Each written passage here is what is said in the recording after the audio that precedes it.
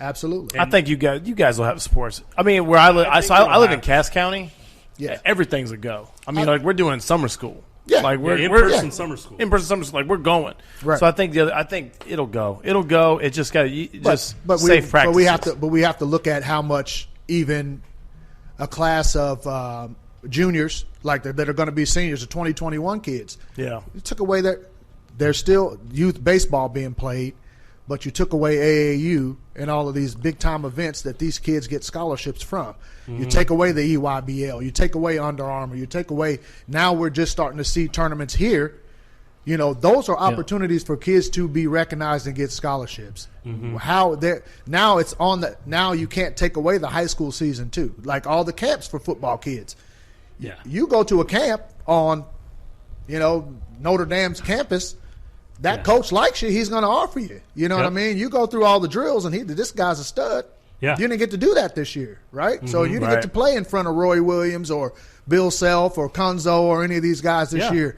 You know, so that's a big chunk that's been taken out of these kids' lives, and how are they going to recover from that? That's a big deal, man. And the MoCan tournament was this past weekend. Hardwood, we got another one starting Friday here at the arena. I can't remember who's putting that on, but I think this is going to be a bigger one. But the staff here at Hy-Vee Arena did a wonderful job, right? Making sure that if you weren't on the court, you were wearing a mask. Right. I know there was a tournament somewhere else. I won't mention the college name, but a lot of bad press on social media for that college because there were so many people there not wearing it. Right. And here's the thing, like when you're in a position to be responsible for that and you're going to go ahead and host it, and it's got to be to the letter. I mean, you got to do I agree. You can't let people in without the mask on. They say, you don't have a mask, sorry. Yeah. Here's another problem that I was told, Gary, guys. The state of Missouri did not pass the bill that the group putting on the event could be cleared of lawsuits from somebody getting COVID. So I know like Wyoming and places like that did put it into law that if that host event company puts on an event, they're not going to get sued. I actually had thought about that before. Like I was wondering if they were having people sign like waivers and stuff like that. You can make them sign a waiver. Any lawsuits? It's kind of like the bartender at the bar that serves the drunk and drive. True. They're gonna get you. Yeah. I'm with you. I want school to go back in the fall, whether we have to do halftime or whatever. I know, like you said, your superintendent, the leadership team. I know they're working diligently. They're doing some amazing work, man. And I think in all the districts, around, everybody's kind of working and trying to figure this thing out.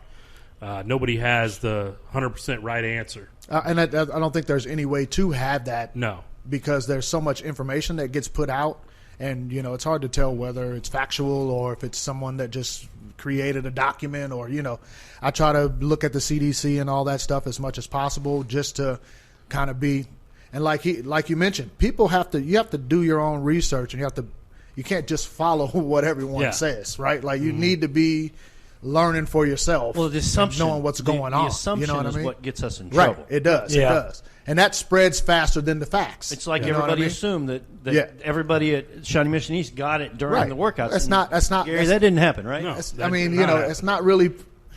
When you think about it, it's not physically possible. Like if you're not actually in contact, like having physical contact, with someone. There was none. You know what I mean? So you're not actually in pads tackling or any of that. We were out there, as coaches, we're out there early setting up these cones, right? 6 feet apart. Yeah, absolutely. And saying, "Hey guys, stay distant, absolutely." Obviously, now with the Kansas rule, I think when we do restart, we're going to have to wear masks, and if that's the rule, that's the rule, and that's what we'll do. That's what you got to do. And I'm all about following the rules and doing North all Kansas that. City's wearing them already. Yeah, and I'm fine with it if that's what it's going to take for us to have a fall sport season. And there's a lot of cool inventions going on, man. They got masks that are going over the face masks that are keeping. You know what I mean? I saw some. There's broadcasters' masks. There's stuff that's going on out here. We have to trust it. You got your mic on, and there's a mask that goes out and around your mic. So whatever you have to do, man. Yeah, whatever you have to do. And one other thing while we're on this topic, what's your opinion on maybe flip-flopping spring and fall sports. Well, then when do you have – my thing is when do you have fall? So you're talking about flipping fall to spring? Yes. But then where does spring go? Back Spring to fall? back to fall. So, It's like, like we before start s- off the year with baseball, track. With the sports and that those have sports. limited fans anyway. Is that what the idea is behind that? I mean, I've Yeah. heard that suggested, so I just kind of want to, My thing is this for 3 Division I football players, right? Mm-hmm. Your most high talent Division I football players graduate in December. And they go off to go to their spring football because, hey, coach says, I need you on campus, man. You want to make the fall roster spot on the team. I need you here for spring football so you can prove what you got. So what do we do about that? You know what I mean? Like there's so many. I think that principle's good. I don't know how effective it can be without because, I mean, for Kansas, they have their softball in the spring. Mm-hmm. We have ours in the fall in Missouri. Yeah. So I mean, it's going to be a state, and I'm sure Misha's working hard. I'm sure Keisha's working. I mean, all of these states, you're earning your paycheck now for sure. Like, I mean, if you weren't before, man, I mean, it's a lot. I mean, it sounds great as long as they can develop a plan to make it work for all the kids involved and not make it where okay, well, we can do this for some and not for all. Then whatever works, man, for you to get it done. But then what do you do with winter because it's kind of chunked in the middle. And and there's only 2 sports in the winter. Well, swim, also. And I definitely think, your point, like that's been my point when people are talking about flipping fall and spring sports is, your Division I athletes, like that's going to take away their senior football season. There it is. Because I guarantee. Then they're not prepared to go to spring and play for they're not a SEC football team. Yeah, these big-time athletes are not going to skip out on going to spring ball No. so they can play their high school season. Why would they? I mean, go get your education, right? Right. Or you take the risk of injury or anything. Yeah. You know what I mean? Like, and so it's like, and then to me, if you play football in the spring, well, then you're right back at it at the beginning of summer to get ready for fall right again. back. Yeah, it's too much. Like that's too much. It's too much on grind, the body. man. Too much grind. And then you're talking about contact sports and things like that. I mean, I'm with you. I get it in principle, but there's some. That's a lot of legwork. Yeah, there's a lot of things to figure out there. But I think the most important part about the legwork, probably for everybody, is they need to get more coaches involved in the conversations. And yes, all coaches are going to want to play. Yes, all players are going to want to play, of course. But they also can be objective to what's going on and provide the details. They're the ones that have to be in there every single day. Did you ever get your answer on the people that get it? What do they call it? Asymptomatic or whatever? Did you ever do your research and get your information on? I did. What happened there? Actually had a friend of mine, Miss Von Fintel, responded to that, and she's a nurse, and she responded to that tweet that I asked. Your tweets are educational.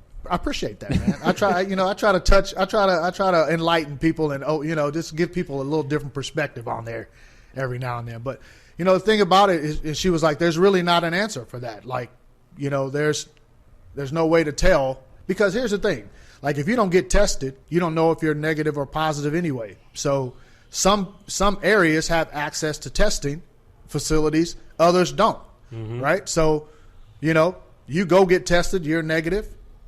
She's even saying that some of those tests come back and you could have antibodies and things like that may show negative, but that doesn't mean that you are negative. So there's listen, I'm not a medical, I trust all my RN friends. I talk to them and I'm sure I drive them nuts because I send them texts all the time asking questions. But if they don't know, I sure as hell don't know. You know what I mean? Like, So if Dr. Fauci or whatever, if he's giving me some information, I'm just going to take Dr. Fauci's word for it and say, okay, well, maybe I need to look into this and do my own research on how I can, my little small part of the world, I can follow rules that will help everybody else. You know what I mean? So this asymptomatic thing it's very different than because what I wanted to know was, okay, so if I don't have symptoms, because like if you have the flu, right? If you have a fever, what do we tell our kids? Oh, well, most people that are good people say, you're not going to school. Yeah, you gotta stay home. Yep. You know what I mean? So if you're asymptomatic, you don't know you feel well. You're never going to know that. So you never know if you're passing anything or not. So my question was, if you're asymptomatic, are you contagious? Was a question that I had, and there's not really an answer. Yeah, they don't really know. So, but I know if I have the flu and I have a fever, I'm contagious to you. Yeah. Yes. So I have to stay away from So I'm gonna stay home. where you are. Yeah. And it seems similar, but I know this virus is way more wicked than the flu or whatever. Mm-hmm. But I would like to know what those types of things. It's hard to find that type of information, I think, which makes everybody go to what he said, go to the assumption role. Yeah. Yeah. You know what I mean? Because there's no answer. No. Yeah. Out And the worst thing you do is get, really start, just assume stuff, really start getting paranoid. It's all about what you're talking about. Do your own research. Listen to what people are saying, but do your own stuff. Try to look Right. stuff up, because we already know, like, some of the news outlets are either on this side or on this side. Take what they're saying, do your own research, talk to maybe some people, like you're saying, you're texting friends that are RNs and stuff like that. Talk to people that are in the medical field and Right. see what's going on. So That you can trust. that makes a lot of sense. I will say, my opinion, I think we will have fall sports. We will. It will happen. They'll take precautions if we need to. And one thing we can do is when there are kids that will test positive, because it'll happen. It will. Yeah. You can't freak out. No. Can't get freaked out. Shut it down. No, let's quarantine. So Right. it's gonna happen. It'll be Yeah, good. We'll make it through. Yeah, Yeah, I mean, I agree. I think just the benefits outweigh the negatives For sure. and I we agree with can't we can't live our lives in fear, and just say, well, we're just going to shut everything down. Right. Like at some point, we Well- have to figure out a way to move forward. Well, because economically, and just socially, you have to think about all the extra Yeah. factors involved. Yeah. Like, you can shut it down and that, but how does that affect everybody? Yeah, It affects everyone differently. Some people are in a situation where it's not going to affect them at all if they shut everything down, right? But the majority of people are in a situation where if you shut everything down, that's going to affect their livelihood. That's going to affect everything that they do is going to be torn apart and thrown upside down. Well, So you have to have both sides you have to be able to look at both sides of the situation. and we've all Yeah, I known agree. kids that sometimes the only meals they're getting are at school. Absolutely. Well, And and here's another hats off. I know I'm pubbing KCPS, but hats off. I mean, they've done meals, and I'm sure other districts have done this too. But they've had meal that people are delivering meals and all that stuff. You're exactly right, man. I mean, kids don't eat Yeah, if they don't go to school. Like well, what about the little ones that can't stay at home by themselves? Exactly. I don't Yeah. have the money Exactly. for daycare. And I'm gonna tell you right now, as a parent of two teenage boys, I don't want them at home all day because my grocery bill has tripled since. You know what I mean? Let me have been home since March. yeah. You know what So- I mean? so For a when lot you're- of families, man. I mean, you're talking about tripling your grocery bill Yeah. here with kids at home, man. So, I mean, when you're smoking some good barbecue at home, you're having to get the less expensive beef or pork. no, I go ahead and get what I need to get there, Yeah. because that we can eat on that for 2 or 3 days. Once you get the grill going, you throw as much on there as you can Yeah, exactly. until the fire burns out, and you eat the leftovers until it's all. I gone. did a lot of grilling, during yeah, that I'll time. say, yeah, making you did. burgers and- Yeah. Yeah, I burgers got to and get rid of brats it. I got to and get just rid of the different COVID, stuff. Yeah. COVID-19 pounds I've Yeah. gained from not being as active. Yeah, Yeah, for sure. So, before we kind of got off on this, you were talking about your different sports teams, and I don't think we got Yep. a chance to talk about your boys' team, which My is guys. the one you're the head coach of. Yes, So, sir, my why don't we guys. spend a little time pumping up those For sure, guys and for the sure. season you had?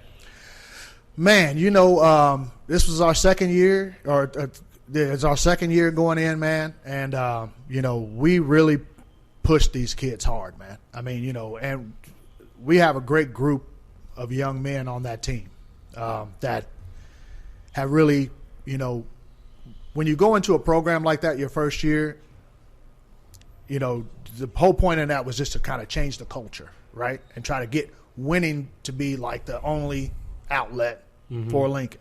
Because there's been a period of time where that hasn't been the case. Unfortunately, that's the way it's went for our senior class. They hadn't had a winning season since they'd been there. That's a difficult thing to endure and keep going out for the team every year. So first things first, our mission, Coach Williams, myself, was we got to change the culture of this whole thing. And we got to get these kids to understand that, hey, listen, you got to work. You got to put in the work, right? Like we can give you X's and O's and strategies and all that, but you guys got to grind and put in the work. So it took us